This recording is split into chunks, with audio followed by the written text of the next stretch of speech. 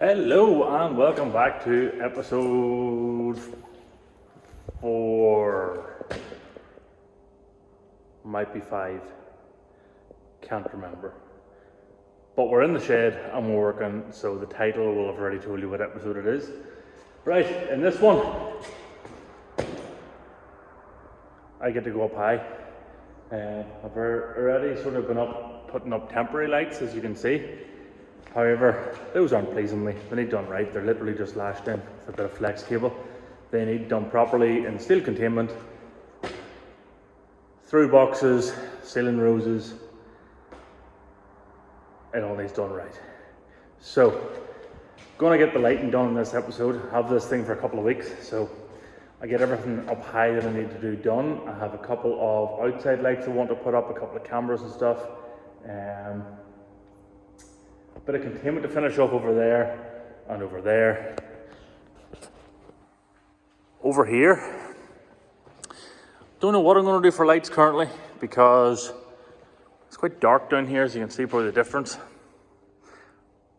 I'm going to put in the loft here at some point, so I have a load of 5-foot LED lights there in that box to go underneath the loft, but for now I'm going to need light.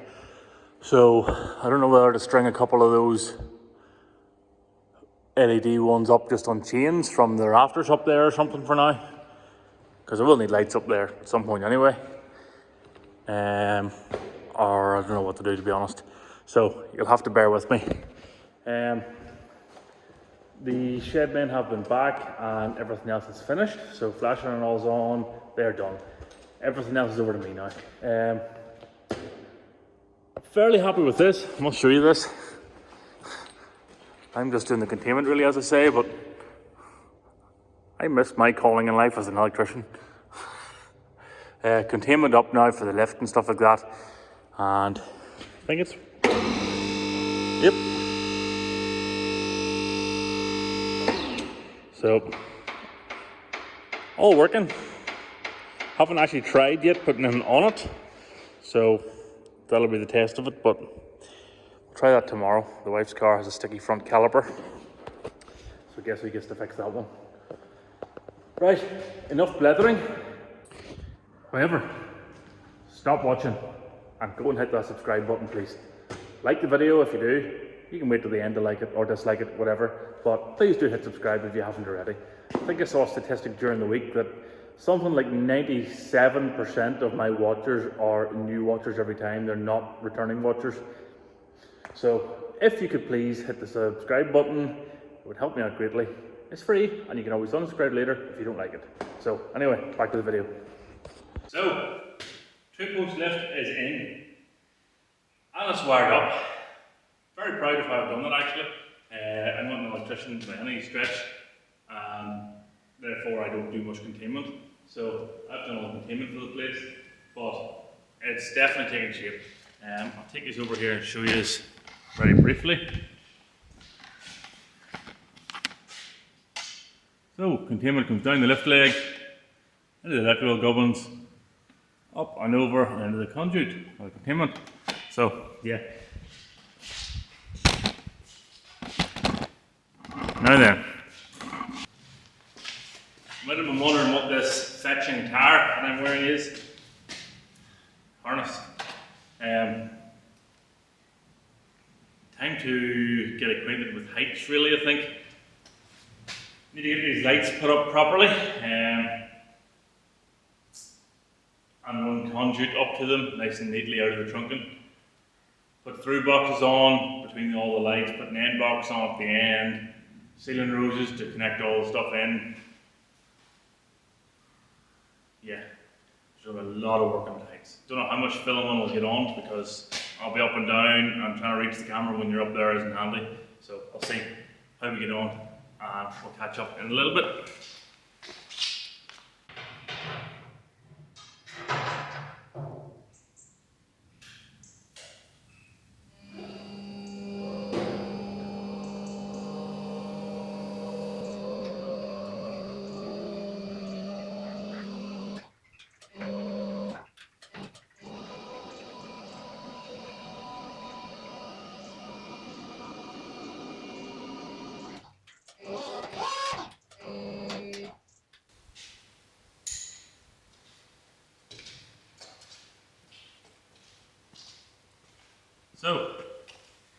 have been up.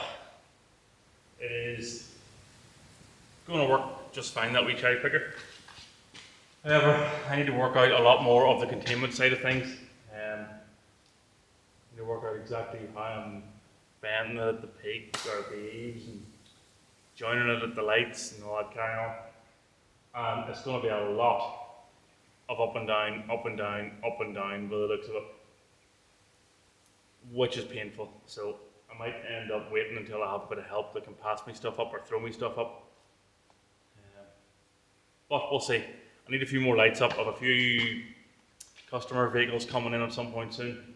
I need the back half of the shed lit. It's currently not lit. It's dark as anything down there. So yeah, I'll do that maybe next. So I've been up high for a bit.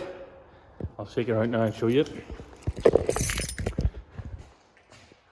It's not fully wired in yet because Gonzo here flipping bought the wrong screws, but we're getting there. Very happy with how that turned out actually. Now I just have this and another 3 there to put up. But yeah, definitely looks nice and neat in the galv conduit. So, I'm up high as you can see. That's these lights all finished off. All done with ceiling roses, the proper conduit, and wired in on the relief chains and stuff up there, so they're hanging on the flex. Yeah, just another 6 to go. And maybe whatever I put up there as well, because it's still very dark up there. So, I need still to run the cable the whole way up, round, up, down. So yeah, that'll be next. So I'm up the cherry picker once again. That's 2 bays done. Just that bay to do. It takes a lot longer than you think. Nice view from up here.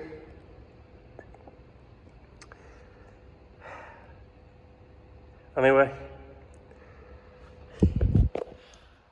I'm going to go down now and leave the electrician to do the final connections and everything, and hopefully they'll be working the next time you see this. One of the advantages of moving out to the countryside is this, KD recycling at its finest. Lovely and toasty standing here in a cold winter's night. So this is most of the stuff that didn't make it to the shelves. It got moved from the other shed, but I didn't have time to sort the boxes, so I've been spending a few days sorting out everything, and yeah, there it is. So at least there's a bit less to go on the shelves, a bit less clutter in the workshop, and I can start again filling it with a new series of crap that inevitably I'll have to do this with in a year's time. But anyway, I'm nearly getting to the stage now where I can do a bit of work in the place. I have a couple of customer jobs in already. Odd ones, I'll give you that. I have a train in which needs a cylinder head, gasket done, and a few other bits, water pump and an alternator and a few other bits and pieces. I have a kids ride on bus that needs resprayed, don't ask. And I have a couple of Capris lined up next week to come in. So hopefully, as of next week, it should be back to business as normal. And in fact, business a lot more than normal, because I'll be able to get out here a lot more, do a lot more in my spare time. And yeah, I think I nearly lost my eyebrows there. So I'm going to end this bit of video and I'll catch you up in the next bit. So, I have waited quite a long time for this moment. My big toolbox that I bought back in 2010, 13 years ago, whenever I was full-time on the tools. I have a Mac tools box and a side cabinet. Yeah, it's been in storage for the last 2012, I don't know, 11 years. At my parents' place, because I didn't want to move it to the last shed because it was only temporary and it's a pain in the rear end to lift. So I just left it at my mum and dad's place and actually bought the wee Halfords box that I have there. So, time to get this thing unloaded. I'm going to take Well, I think I'm going to take all the drawers out of it. I've just remembered that I have the use of a telescopic boom arm forklift shovel type thing. You'll see it in a minute. So that might be easier, to be fair, than taking all the drawers out again. But yeah, if this video goes live, I'm probably still alive. But the last time I lifted this toolbox, I tried to lift it off in one piece. It was set on to the trailer with a forklift at my previous place of work where I left. And I lifted it off at Mum and Dad's place with a digger, a JCB 4-in-1 bucket type thing. And yeah, it fell over. So I'm hoping to avoid a repeat of that, if at all possible. I'm probably going to end up pulling the trailer out through the door, just so that I can drive the shovelly loadery thing in at it side on. And then, yeah, you'll probably see me driving in here to set it all down. So let's get going. You'll see the toolbox whenever it's unloaded. Here goes nothing. Now, as you might see me count this toolbox straight onto the floor, because this thing is an articulated steer.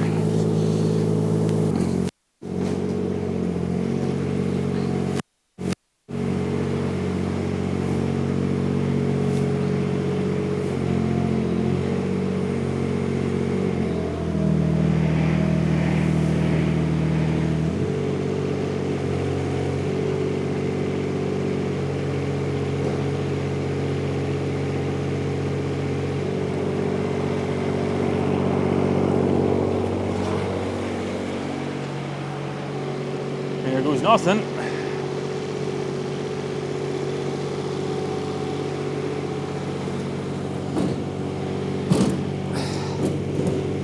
Right, one in.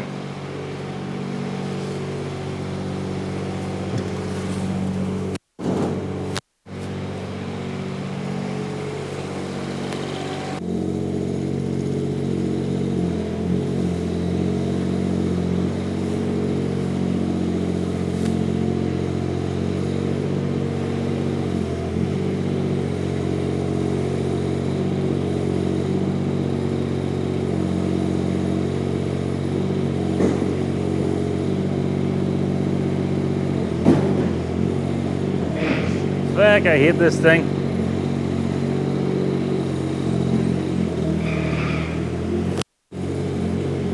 It just goes.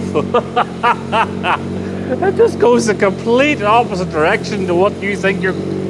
Oh, they could not get onto this thing whatsoever. Oh my word. I am all over the show. Oh. Okay, well, here goes nothing, I guess.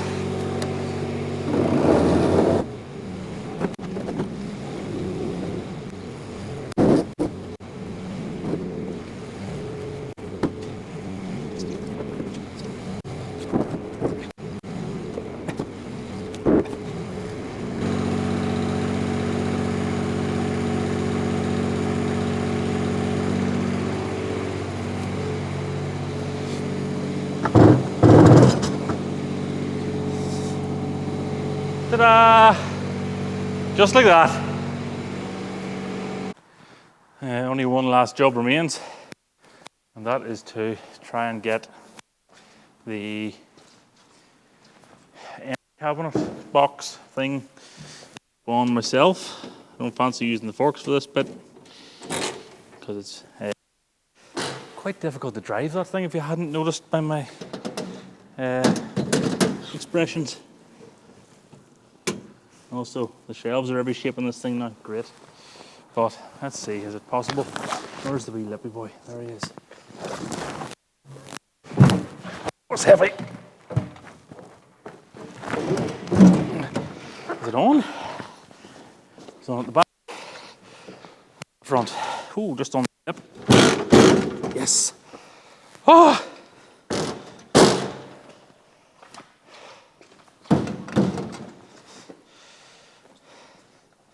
And then the big toolbox in the middle needs dunted back because it's not sitting home. Lovely.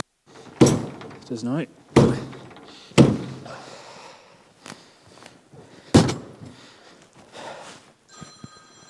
phone's going. Lovely. So, it's time to get this toolbox organised. The last time I had it into any sort of shape was about 10 years ago. Whenever it was building my red car at the very start. Now, there's tools in here I haven't seen in 10 years, so I don't even know what's here. Another thing, all the mats and everything that hold all this, well, I glued like spanner organisers and stuff to the mats, which isn't the best plan. I might put a bit of double-sided sticky tape on the bottom of the mat, because every time you shut the drawer, they slide about. So I'm going to have a look at that solution and try and fix this because it's annoying me. I used to have all my big spanners down here, ratchet spanners here. Sorry, AF spanners, metric spanners, ratchet spanners, stubby spanners, shifting spanners and stuff lay up the middle. I don't know what I'm going to do. I since have got a few other spanner sets, so I don't know if I'm safer just setting that in there or leave it up top. I don't know. I think I'll leave this one up top.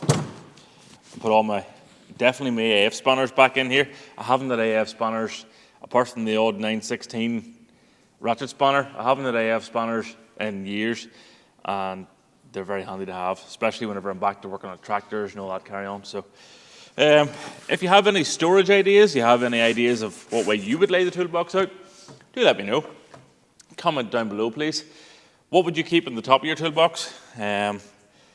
At the minute, I'm going for all my sockets in the top, my stuff that I grab all the time, basically. So sockets, 3/8, 3/8, half-inch.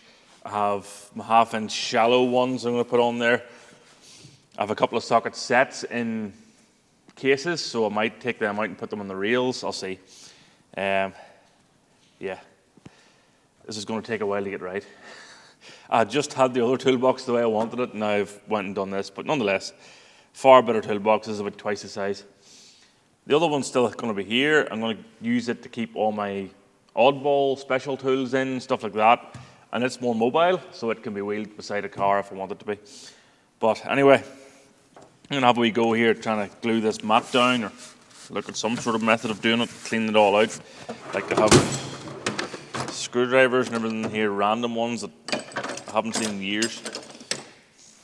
So it's going to be a lot of sorting out, taking stuff out, cleaning drawers out, and repacking, and yeah. Let's see how this goes. Top of the toolbox, again, first draft, let's call it, shall we? Trying to get the stuff that I use all the time.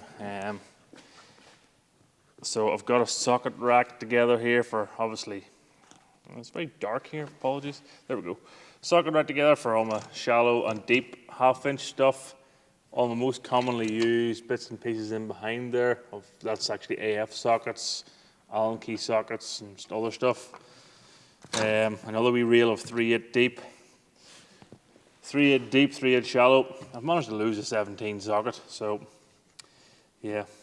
It might be in the old shed. I'll go and chat to him and see. I can't find it anywhere. A few other wee quarter socket sets and spline bits and stuff. I think this set here is going to go away, and this is going to be filled with more bit sets, to be honest. But it'll all evolve as I learn to work with it. I still have a lot of stuff in this toolbox that I haven't done anything with yet. Files, drill bits, loads of sockets, which are spares now, really. Loads more pliers, loads more screwdrivers, loads more spanners. So, yeah, there's still a full toolbox here, basically, that I could just work out of. Yeah. More on this as well, of a load of test equipment and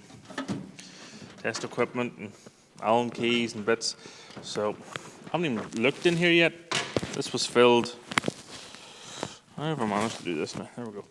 This was fitted back at Mum and Dad's house, and honestly, I've never even done anything with it.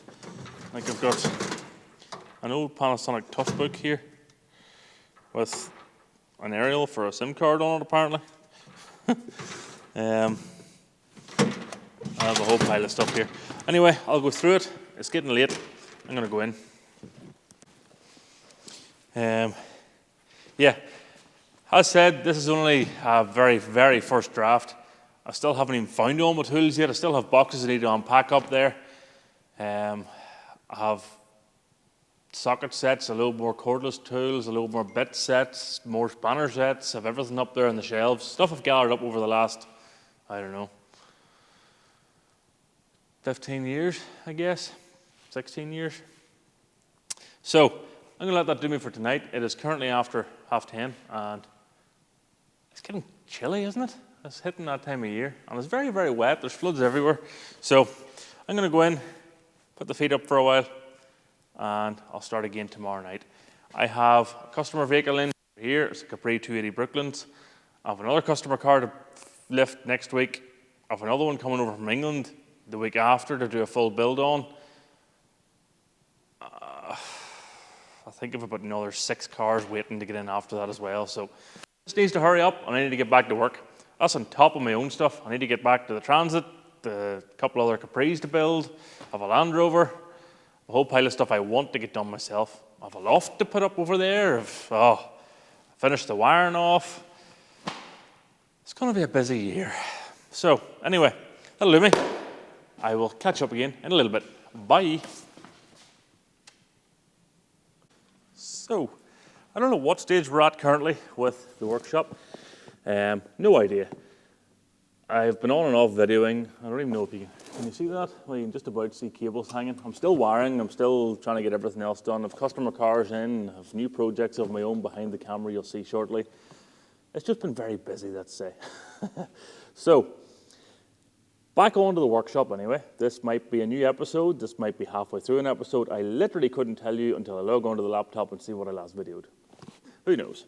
So, the kind folks at Herdio, I presume that's how you pronounce it, have, there, Herdio, they have sent me an HOS 501 twin speaker system, Bluetooth. It's 300 watt system, outdoor, even though it's going to be indoor, but it should be good in case there's any moisture knocking about inside the shed. These are going to be mounted up inside the workshop, obviously. It's a workshop video.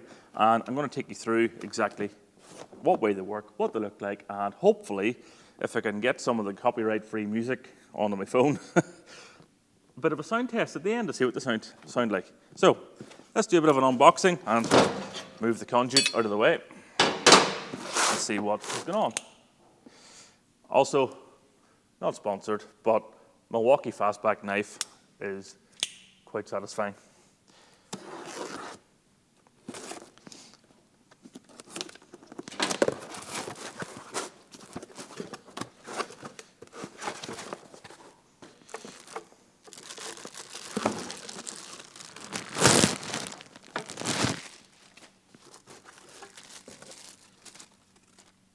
Okay.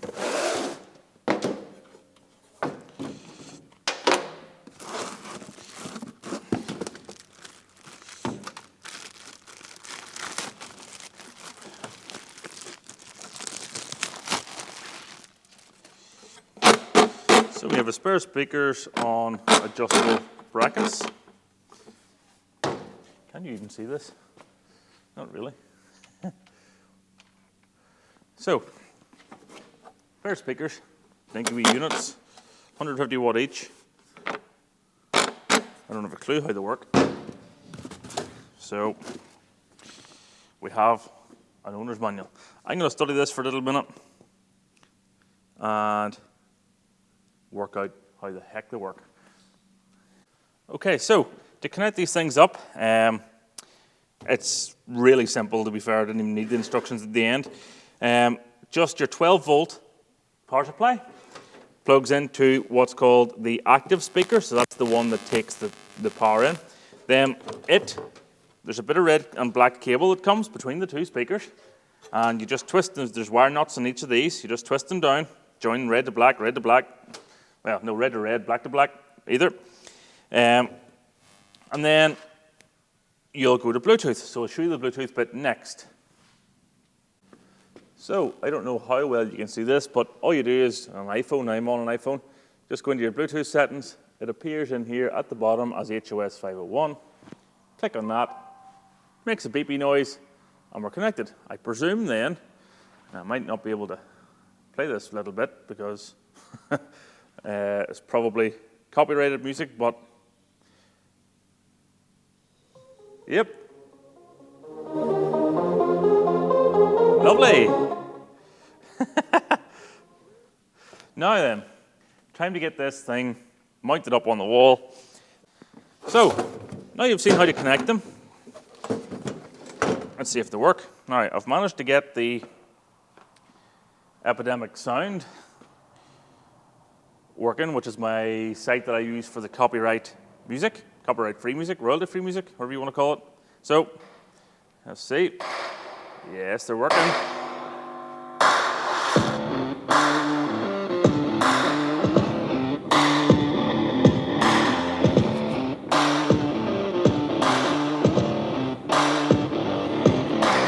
Very happy with that. I'm walking away currently. It's currently halfway up the shed.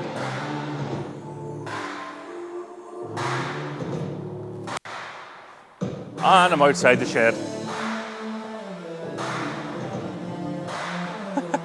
Excellent. So, I am very happy with those so far. The only thing that hopefully remains now is to get these things mounted up on the wall. Now then, let me see. Where am I going to mount them is the next question. So, I think most of my time in this shed is spent, oh, we'll ignore that for now, haven't seen that yet. Most of my time in the shed is spent in the middle around the lift. So I think if I get one speaker sort of mounted at this end of this bay, and another one mounted up here, pointed out, pointed down, I think that might do me. So I'll get the ladders out, and we'll try and get a few speakers mounted up. So that's that then. That's the speakers all installed, fully working, very, very happy. Thank you once again to Herdio for supplying the speakers for this video. Please do go and check them out, folks.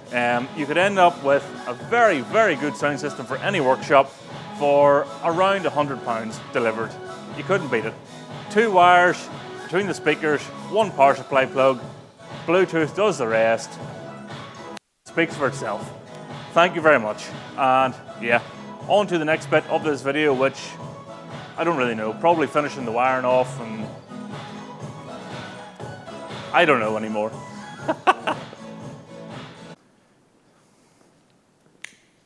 So, it is approaching winter time, as I'm sure we're all very aware.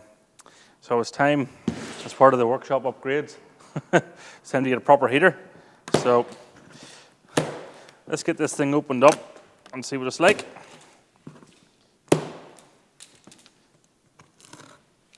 I went for the SIP Fireball. It's like an infrared thing. Paraffin heater still, but apparently it's infrared. However that works, I don't know. But yeah, went for that one because on the online calculator for how many BTUs I need, which is all of them for this place, it said this was capable of heating this and more. So let's see just how awkward this is going to be to unpack. Oh, great, this is a jigsaw puzzle.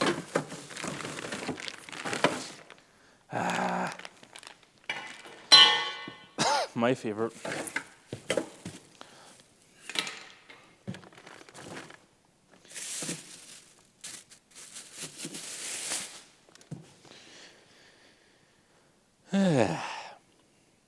Now then, how does one lift this out without killing myself?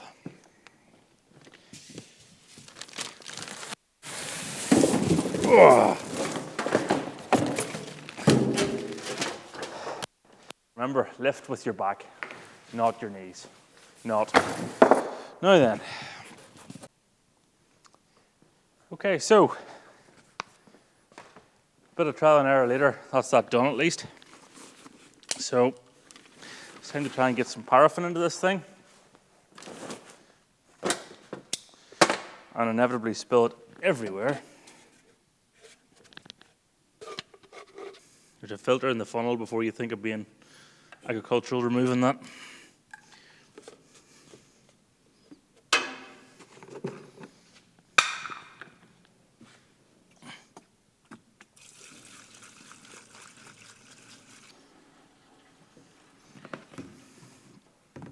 Why do all of these heaters make the filler point so awkward to get at with a handrail? Why can't they put a spout out the side somewhere that you can just get at with a... Oh, every one of these things same.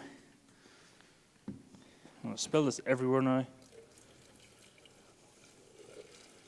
Well, that's at half full, 20 litres, so it's a 40-litre tank in it by the looks of it.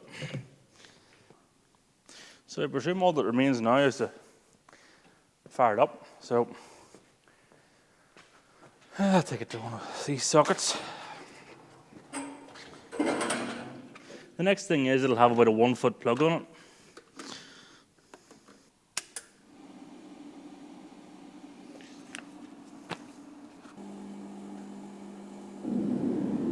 Now we're talking.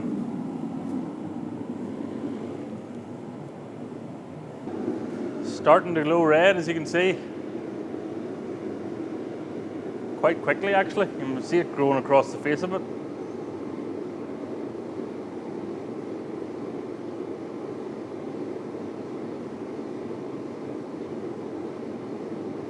Oh, that's nice. There will be no work done now. I'm just going to end up standing in front of this thing. So, now I've had the excitement of the heater, I suppose I best take you around on a bit of a look around the workshop in its current state and what all's in, etc., etc. So, let's do that. So, to start with, we'll have this absolutely stunning 2.8 injection. I'll not take it out from the covers just yet. This one's in for a bit of recommissioning work. This is a 2.8 or a 280 Brooklands.